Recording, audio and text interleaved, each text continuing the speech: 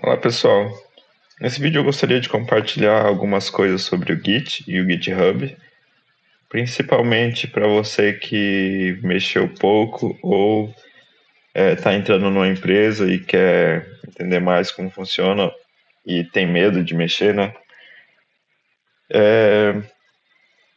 Eu vou criar um pequeno, digamos assim, projeto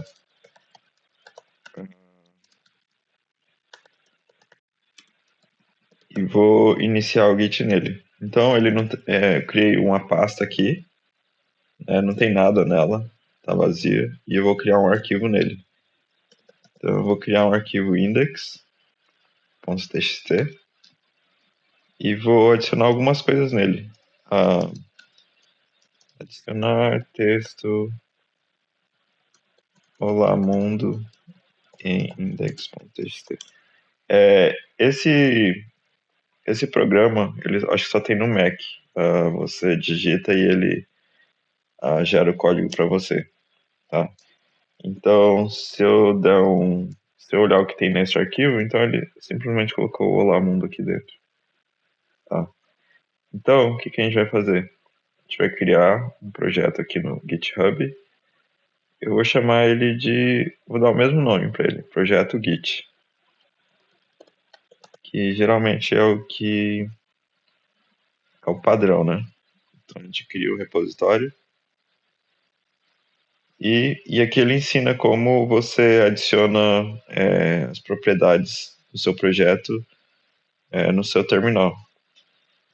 Eu não vou explicar os detalhes relacionados ao SSH.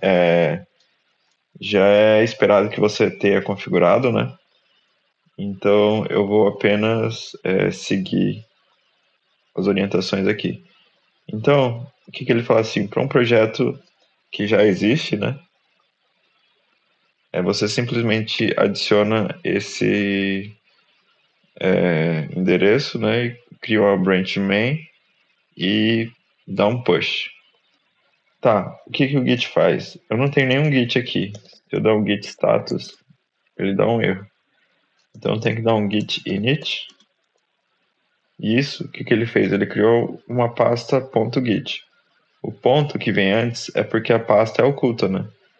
Então ele não vai aparecer aqui, o DOM ls não aparece nada dentro da pasta. Se eu der um cd.git, então ele entra na pasta, né? Tem várias outras pastas, né? Arquivos, né? E esse .git também, ele tem uma cópia do nosso projeto. Então, por exemplo, meu projeto tem o index.txt, então dentro do meu .git lá também vai ter o index.txt, que vai salvar o histórico. Então, eu vou dar o primeiro commit. Eu vou ver o que tem, o que o Git está mostrando. Ele, no status ele tem que o index ele está incluído para você adicionar um commit. Então vamos criar um commit dele. Primeiro eu vou adicionar ele como uma lista de arquivos, né, para ser commitados. Então vou dar um commit. Meu primeiro commit, certo? Aí eu quero subir ele na nuvem. Eu já dei o commit, agora eu vou subir ele na nuvem. Só que eu não tenho ainda uma origem. Eu não criei uma origem. Ele não sabe para onde ele tem que subir os arquivos. Então eu simplesmente adiciono isso daqui. Eu simplesmente posso copiar, colar. Agora ele adicionou a configuração. E como já tem o git push aqui, então ele já subiu pro GitHub. Se eu atualizar aqui o GitHub, então aqui eu tenho meu projeto, index.txt. Agora, digamos que eu queira alterar esse texto. Eu vou editar esse arquivo. Então, nano, index.txt, vou adicionar um 2 no final. Salva. Então, se eu dar um git status, você vai ver que ele foi modificado. Para aceitar essa modificação, então eu adiciono ele, git add index, ou eu simplesmente adiciono todas as modificações com um ponto.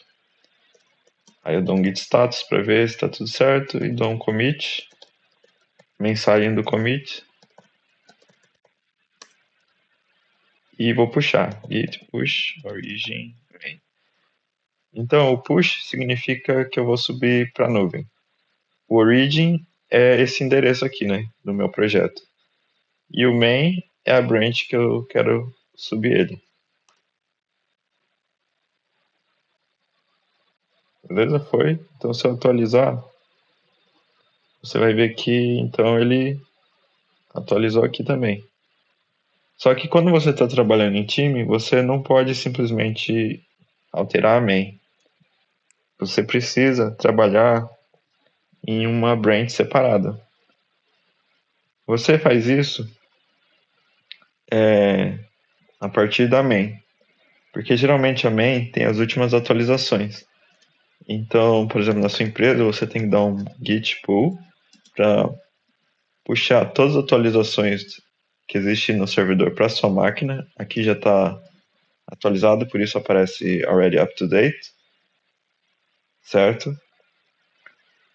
E então você quer trabalhar, digamos assim, na sua tarefa. Você pode criar uma branch com o seguinte comando: git checkout b de branch e criar uma branch, my first branch, certo? Então eu estou trabalhando dentro da minha branch. Tudo que eu fizer aqui não vai afetar a main. Então eu vou dar um cat index.txt, ele vai mostrar, né, o Lamundo 2. Eu vou alterar para o Lamundo 3 branch, certo? E eu vou dar um commit. Peraí, eu vou ver como é que tá. Vou adicionar minhas mudanças, commit. Posso dar a mensagem que eu quiser e dar um push. Só que na hora de dar um push, eu não vou dar um push pro main. Se você tentar fazer isso na sua empresa, provavelmente ele não vai deixar.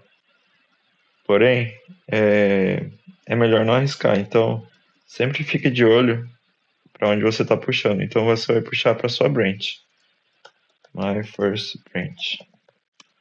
Certo? Então, o que ele faz? Ele cria uma branch, né, no servidor, como você pode ver ali, e puxa suas mudanças. Você também pode usar simplesmente git push, que ele provavelmente detecta a branch que você está. Mas se você quiser ter certeza do que você está fazendo, é recomendável colocar o nome da branch, porque também não custa nada. Então aqui, como você pode ver, tem uma nova branch aqui. Tem o main. Eu vou atualizar aqui. Tem o main e tem a minha branch que eu criei. O main, ele continua igual. Olá, mundo 2. A branch que eu criei, se eu clicar aqui, então eu vou clicar aqui no arquivo e você pode ver que ele é um nome diferente. Tudo que eu fizer na minha branch não vai afetar nada do que tem na main. Então eu posso trabalhar à vontade. Depois que eu terminar a minha tarefa, eu posso então mergear com a branch principal. Digamos assim, tudo está certo, então você cria um pull request. O pull request é, na verdade, a etapa onde você faz o code review. Então, seu projeto está pronto e você quer que as pessoas façam um review do seu código. Aqui você coloca a descrição, certo? Eu não vou entrar nos detalhes, né, de como ser feita a descrição, tudo. Aqui é mais sobre o Git, né? Então, eu vou criar um pull request. Então, você pode ver aqui que meu primeiro pull request, né? Se eu olhar aqui em arquivos alterados, ele faz um diff dos arquivos. Então, o 2 foi retirado e mudou para o 3 branch. A pessoa vai dar um review, assim, ó, seria melhor alterar tal coisa, certo? Ela vai dar um review aqui. Ela também pode selecionar o código, né, que relacionado. Isso poderia ser um loop, por exemplo. Você pode adicionar um comment ou um review. Tá, depois de, digamos assim, todas as pessoas aprovaram, então você pode mergear o seu projeto. Então a pessoa vem, merge por request. Geralmente você mesmo que vai mergear. Feito isso, então seu pull request foi